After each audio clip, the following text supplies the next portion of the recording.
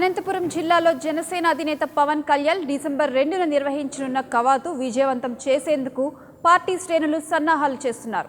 ఈ నేపథ్యంలో జిల్లాలోని నియోజకవర్గాల నాయకులు, కార్యకర్తలతో పార్టీ కార్యాలయంలో సమీక్ష నిర్వహించారు.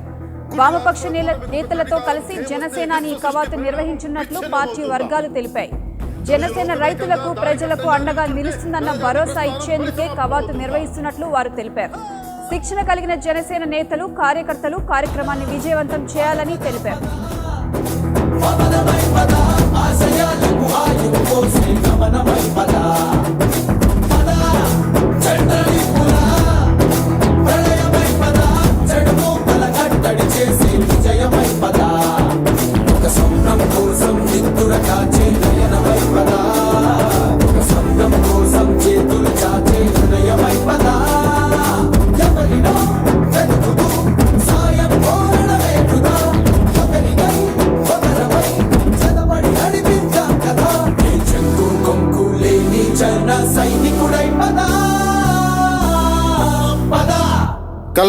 కలలు కను వర్తమానాన్ని ద్వేషించే వరకు కలలు కను, నీ కలలను తొక్కుతూ నడుస్తున్న కాళ్ళని ఖండించే వరకు కలలు కను.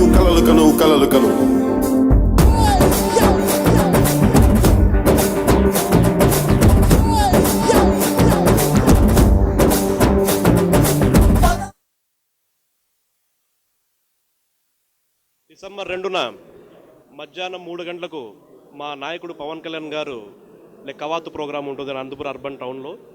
సిపిఐ, సిపిఎం వాళ్ళతో కలిపి ఈ కవాతు చేయడం జరుగుతుంది.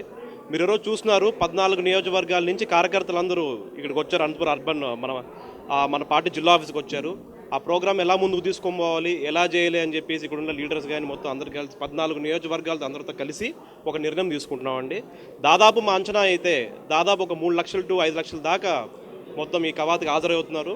సో జయప్రదం చేయాల్సిందిగా ప్రతి ఒక్క కార్యకర్తను ప్రతి ఒక్కరిని కోరుకుంటున్నాం. జిల్లా రాయలసీమలో మొట్టమొదటిసారిగా అనంతపురం జిల్లాలో నుంచి కవాతు నిర్వహించడం జరుగుతుంది. ఎందుకంటే అనంతపురం జిల్లా దేశంలోనే చాలా కరువు ప్రాంతం.